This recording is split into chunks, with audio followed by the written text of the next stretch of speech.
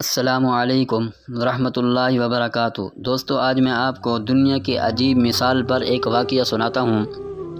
امام غزالی رحمۃ اللہ علیہ نے یہ بات بڑے اچھے انداز میں سمجھائی۔ وہ فرماتے ہیں کہ ایک آدمی جا رہا تھا، ایک شیر اس کے پیچھے بھاگا۔ اس کے قریب کوئی بھی درخت نہیں تھا کہ جس پر وہ چڑھ جاتا۔ اسے ایک کنواں نظر آیا۔ اس نے سوچا کہ میں کنویں میں چھلانگ لگا دیتا ہوں، جب شیر چلا جائے گا تو میں بھی کنویں سے باہر نکل آؤں گا۔ جب اس نے نیچے چھلانگ لگانے کے لیے دیکھا تو کنویں میں پانی کے اوپر ایک کالا نانگ تیرتا ہوا نظر آیا۔ اب پیچھے شیر تھا اور نیچے کنویں میں کالا نانگ تھا۔ وہ اور بھی زیادہ پریشان ہو کر سوچنے لگا کہ اب میں کیا کروں۔ اسے کنویں کی دیوار پر کچھ گھاس اگی ہوئی نظر آئی۔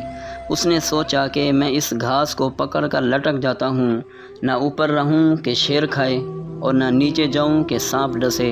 میں درمیان میں لٹک جاتا ہوں، جب شیر چلا جائے گا تو میں بھی باہر نکل آؤں گا۔ تھوڑی دیر کے بعد اس نے دیکھا کہ ایک کالا اور ایک سفید چوہا دونوں اسی گھاس کو کاٹ رہے ہیں جس گھاس کو پکڑ کر وہ لٹک رہا تھا۔ اب اسے اور زیادہ پریشانی ہوئی۔ اس پریشانی کے عالم میں جب اس نے ادھر ادھر دیکھا تو اسے قریب ہی شہد کی مکھیوں کا ایک چھتا نظر آیا۔ اس پر مکھیاں تو نہیں تھیں مگر وہ شہد سے بھرا ہوا تھا۔ یہ چھتا دیکھ کر اسے خیال آیا کہ ذرا دیکھوں تو صحیح اس میں کیسا شہد ہے۔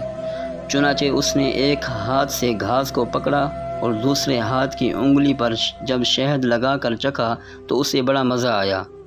اب وہ اسے چاٹنے میں مشغول ہو گیا۔ نہ اسے شیر یاد رہا، نہ نانگ یاد رہا اور نہ ہی اسے چوہے یاد رہے۔ سوچیں کہ اس کا انجام کیا ہوگا۔ یہ مثال دینے کے بعد امام غزالی رحمۃ اللہ علیہ فرماتے ہیں، اے دوست، تیری مثال اسی انسان کی سی ہے۔ ملک الموت شیر کی مانند تیرے پیچھے لگا ہوا ہے۔ قبر کا عذاب اس سانپ کی صورت میں تیرے انتظار میں ہے۔ کالا اور سفید چوہا تیری زندگی کے دن اور رات ہیں۔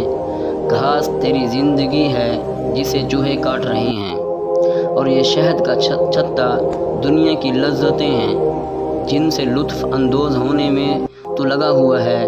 تجھے کچھ یاد نہیں۔ سوچ کہ تیرا انجام کیا ہوگا۔